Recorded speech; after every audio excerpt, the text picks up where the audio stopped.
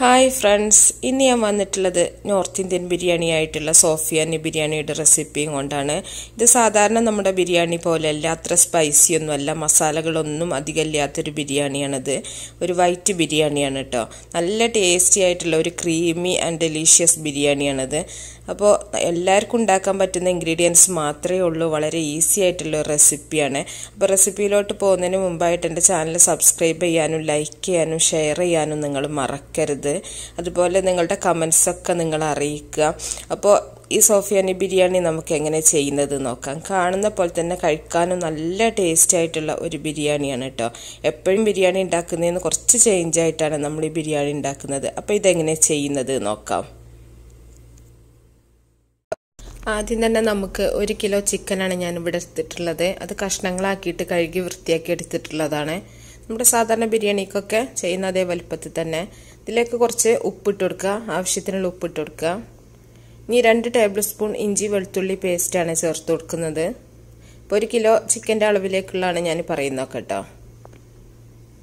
ഇനി കുറച്ച് പച്ചമുളക് ചെറുതായിട്ട് അരിഞ്ഞെടുത്തിട്ടുള്ളതാണ്. മുളകിൻ്റെ അളവ് ഞാൻ പറയണില്ല, നിങ്ങളുടെ ഇഷ്ടത്തിനനുസരിച്ചിട്ട് നിങ്ങൾ ഇട്ട് കൊടുക്കുക. ഇനി ഇതിലേക്ക് 170 ഗ്രാമിൻ്റെ തൈരാണ് ചേർത്ത് കൊടുക്കുന്നത്. ഇത് മുഴുവനായിട്ട് തന്നെ ഞാൻ ചേർക്കുന്നുണ്ട്. ഇനി ഇതിലേക്ക് 50 ഗ്രാം അണ്ടിപ്പരിപ്പും 50 ഗ്രാം ബദാം പരിപ്പും കൂടെ വെള്ളത്തിലിട്ട് കുതിർത്ത് വെച്ചതിന് ശേഷം അരച്ചെടുത്തിട്ടുള്ള പേസ്റ്റാണ് ചേർക്കുന്നത്. ഇതിൽ പ്രധാനപ്പെട്ട ഒരു ഇൻഗ്രീഡിയൻ്റ് ആണ് കേട്ടോ, ഇത് ഒഴിവാക്കരുത്. ഇത് 50 ഗ്രാമിന് പകരം നിങ്ങൾക്ക് 100 ഗ്രാമോ നിങ്ങളുടെ ഇഷ്ടത്തിനനുസരിച്ചിട്ട് അളവിൽ മാറ്റം വരുത്താം കേട്ടോ. അപ്പോൾ വെള്ളത്തിലിട്ട് കുതിർത്ത് വെച്ചതിന് ശേഷം അരച്ചാൽ മതി. അപ്പോൾ നന്നായിട്ട് നമുക്ക് പേസ്റ്റായിട്ട് തന്നെ കിട്ടും. ബദാം തൊലി കളഞ്ഞിട്ട് ചെയ്യാട്ടോ. ഇനി ഇതിലേക്ക് 1 ടേബിൾ സ്പൂൺ ചെറുനാരങ്ങൻ്റെ നീരും കൂടെ ചേർത്തിട്ടുണ്ട്. 1 ടീസ്പൂൺ കുരുമുളക് പൊടി. ഇനി നമുക്കിത് നന്നായിട്ടൊന്ന് മിക്സ് ചെയ്യാം. ഇത് മിക്സ് ചെയ്തതിന് ശേഷം നമ്മൾ 1 മണിക്കൂറെങ്കിലും ഇത് വെക്കണം കേട്ടോ ചിക്കന്. എന്നാലേ നമ്മുടെ ചിക്കനിൽ ഉപ്പും പുളിയൊക്കെ നന്നായിട്ട് പിടിക്കുള്ളൂ. അപ്പോൾ പച്ചമുളക് ചേർക്കുന്ന സമയത്ത് നിങ്ങൾ പേസ്റ്റ് ആക്കിയിട്ട് ചേർക്കരുത്. അപ്പോൾ നമ്മുടെ ചിക്കൻ്റെ കളറൊക്കെ മാറും. പച്ചമുളക് ഇങ്ങനെ ചെറുതായിട്ട് അരിഞ്ഞെടുത്തിട്ട് തന്നെ ചെയ്താൽ മതി. ഇത് ഇനി നമുക്ക് മാറ്റി വെക്കാം കേട്ടോ.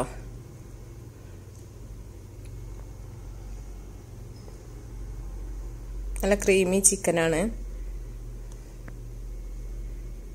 ഇനി 1 കിലോ ബസ്മതി അരിയാണ് ഞാനിവിടെ എടുത്തിട്ടുള്ളത്. ഇത് കഴുകിയിട്ടൊന്ന് അരമണിക്കൂർ വെള്ളത്തിലിട്ട് വെക്കുക. ഇനി നമുക്ക് ബിരിയാണി ഉണ്ടാക്കാനുള്ള പാത്രം അടുപ്പത്ത് വെക്കാം. ഇതിലേക്ക് ഞാൻ നെയ്യാണ് ഒഴിച്ചു കൊടുക്കുന്നത്. അപ്പം നെയ്യിൽ തന്നെ ചെയ്യുകയാണെങ്കിൽ നമുക്ക് ആ ഒരു നല്ല ടേസ്റ്റ് ആയിരിക്കും. ഇതിലേക്ക് 2 ഉള്ളി അരിഞ്ഞെടുത്തിട്ടുള്ളതാണ്. ഇത് നമുക്ക് പൊരിച്ച് കോരാൻ വേണ്ടിയിട്ടാണ് കേട്ടോ. അപ്പോൾ 2 ഉള്ളിയാണ് ഞാനിവിടെ എടുത്തിട്ടുള്ളത്. നമ്മൾ സാധാരണ ബിരിയാണിക്കൊക്കെ നമ്മൾ പൊരിച്ച് കോരുമല്ലോ, അതുപോലെ തന്നെയാണ്. ഇത് നമുക്ക് നന്നായിട്ടൊന്ന് ബ്രൗൺ കളറാക്കി എടുക്കാം.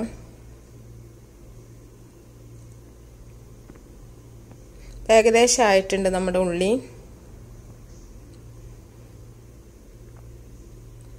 ഇനി ഇതിലേക്ക് കുറച്ച് അണ്ടിപ്പരിപ്പാണ് ഞാൻ ഇട്ട് കൊടുക്കുന്നത്. ഇത് അണ്ടിപ്പരിപ്പ് മുന്തിരി നിങ്ങൾക്ക് സെപ്പറേറ്റ് വേണമെങ്കിൽ വറുത്ത് കോരാ, അല്ലെങ്കിൽ ഇതുപോലെ ഉള്ളിൻ്റെ കൂട്ടത്തിൽ തന്നെ വറുത്ത് കോരിയാൽ മതി. ഇങ്ങനെ ചെയ്യണമെങ്കിൽ നമുക്ക് കുറച്ചുകൂടി ഈസി ആയിരിക്കും. അണ്ടിപ്പരിപ്പ് ഒന്ന് ഫ്രൈ ആയി വരുന്ന സമയത്ത് നമുക്കിതിലേക്ക് മുന്തിരിയും കൂടെ ചേർത്ത് കൊടുക്കാം.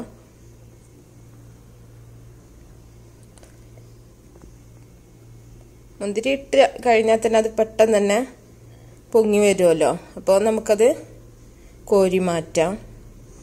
ഇനി നമുക്കത് കോരി മാറ്റാം കേട്ടോ. അത്രയും ആയാൽ മതി.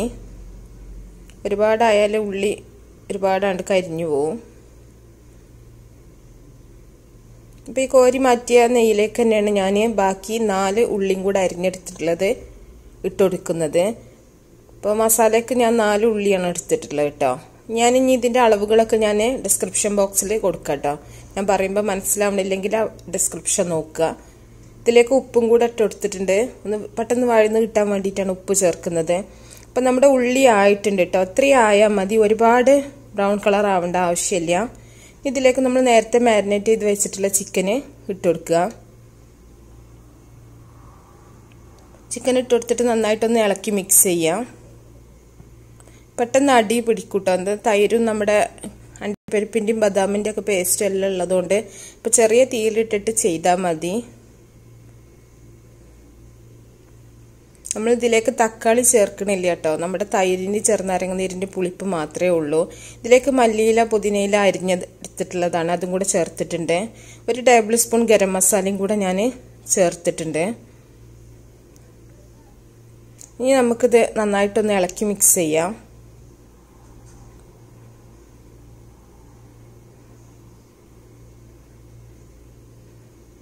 ഇത് ക്രീം ആയതുകൊണ്ട് പെട്ടെന്ന് തന്നെ അടി പിടിക്കും.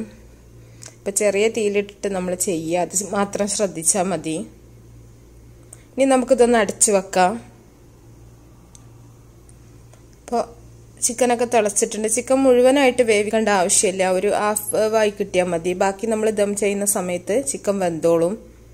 ചിക്കൻ ആയതുകൊണ്ട് പെട്ടെന്നാവും കേട്ടോ. ഇതേ രീതിയിൽ നിങ്ങൾക്ക് മട്ടനും ബീഫൊക്കെ ചെയ്യാം. മട്ടനും ബീഫൊക്കെ ചെയ്യുന്ന സമയത്ത് നിങ്ങൾ കുറച്ചുകൂടെ സമയമെടുത്ത് വേവിക്കുക. അപ്പോൾ ആയിട്ടുണ്ട്, നമ്മുടെ മസാല റെഡി ആയിട്ടുണ്ട് കേട്ടോ. ഇനി നമുക്കിതിലേക്കുള്ള ചോറ് റെഡിയാക്കാം.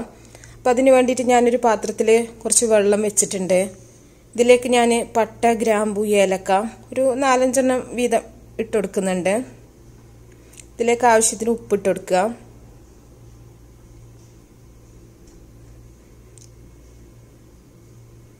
ഇതിലേക്ക് ഒരു ചെറുനാരങ്ങയും കൂടെ ഒന്ന് പിഴിഞ്ഞൊഴിക്കുന്നുണ്ട്. വെള്ളത്തിലേക്ക് തന്നെ പിഴിഞ്ഞൊഴിക്കണം കേട്ടോ.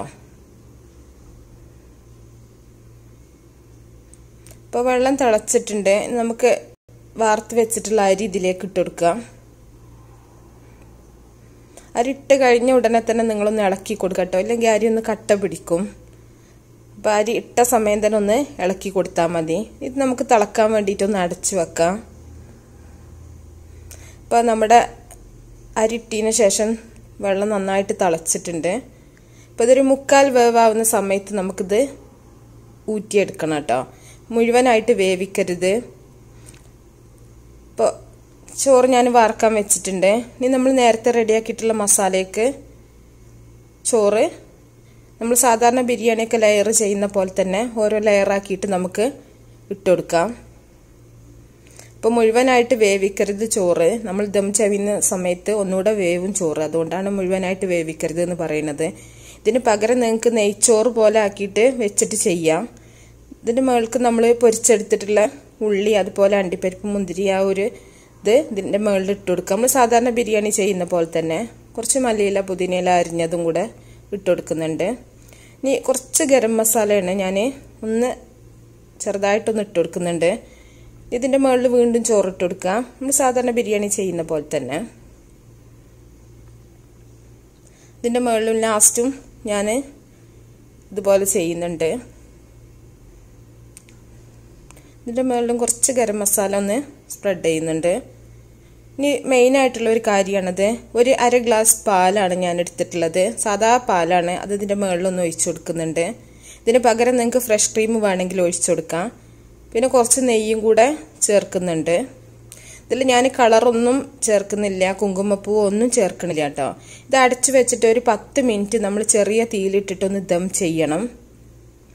അപ്പോൾ അതിന് ശേഷമാണ് ഞാനിപ്പോൾ തുറന്ന് കാണിക്കുന്നത് കേട്ടോ. അടുപ്പിൽ നിന്ന് മാറ്റിയതിന് ശേഷമാണ് ഞാനിപ്പോൾ തുറന്ന് കാണിച്ചിട്ടുള്ളത്. അപ്പോൾ ഒരു 10 മിനിറ്റ് ചെറിയ തീയിലിട്ടിട്ട് നിങ്ങൾ ദം ചെയ്യുക. ഇനി നമുക്കിതൊന്ന് മിക്സ് ചെയ്തിട്ട് ചോറും ഇറച്ചിയൊക്കെ ഒന്ന് ചോറൊരു പാത്രത്തിലേക്ക് ആക്കിയിട്ട് നമുക്കൊന്ന് ഇറച്ചിയും എല്ലാം കൂടെ ഒന്ന് മിക്സ് ചെയ്തെടുക്കാം. ഇനി ഞാൻ ഇത് സെർവ് ചെയ്തിട്ട് കാണിക്കാം കേട്ടോ. നല്ല ചൂടാണ് ചോറ്. അപ്പം നിങ്ങൾക്ക് കാണുന്നുണ്ടാവും, നമ്മളൊരു കളറും ചേർത്തിട്ടില്ല, ഒരു മഞ്ഞളോ ഒന്നും ചേർത്തിട്ടില്ല. ചിക്കനൊക്കെ വൈറ്റാണ്. വൈറ്റ് കളറാണെങ്കിലും ചിക്കന് ഉപ്പ്, പുളി, എരിവൊക്കെ ഉണ്ടാവും കേട്ടോ. അപ്പം ഞാനൊരു സെർവിങ് പ്ലേറ്റിലേക്ക് മാറ്റിയിട്ടുണ്ട്. അപ്പം നമ്മുടെ ടേസ്റ്റി ആയിട്ടുള്ള സോഫിയാനി ബിരിയാണി ഇവിടെ റെഡി ആയിട്ടുണ്ട്. അപ്പോൾ കുറച്ച് അണ്ടിപ്പരിപ്പ് ഇതൊക്കെ വെച്ചിട്ട് നമുക്കൊന്ന് ഗാർണിഷ് ചെയ്യാം. അപ്പം എല്ലാവരും വീട്ടിൽ ഉണ്ടാക്കി നോക്കുക. ഇനി വരുന്ന പെരുന്നാളൊക്കെയാണല്ലോ വരുന്നത്. അപ്പം നമുക്കൊരു ചേഞ്ചായിട്ട് ഈ ബിരിയാണിയൊക്കെ നിങ്ങൾ ഉണ്ടാക്കി നോക്കിയിട്ട് നിങ്ങളുടെ അഭിപ്രായങ്ങളൊക്കെ അറിയിക്കുക. പിന്നെ നിങ്ങൾക്ക് എന്തെങ്കിലും സംശയങ്ങളൊക്കെ ഉണ്ടെങ്കിൽ നിങ്ങൾക്ക് കമൻറ്റ് ബോക്സിൽ ചോദിക്കാം കേട്ടോ, ഞാൻ റിപ്ലൈ ചെയ്യുന്നതായിരിക്കും. അപ്പം നല്ല റെസിപ്പികളൊക്കെ ആയിട്ട് നമുക്ക് അടുത്തൊരു വീഡിയോയിൽ കാണാം.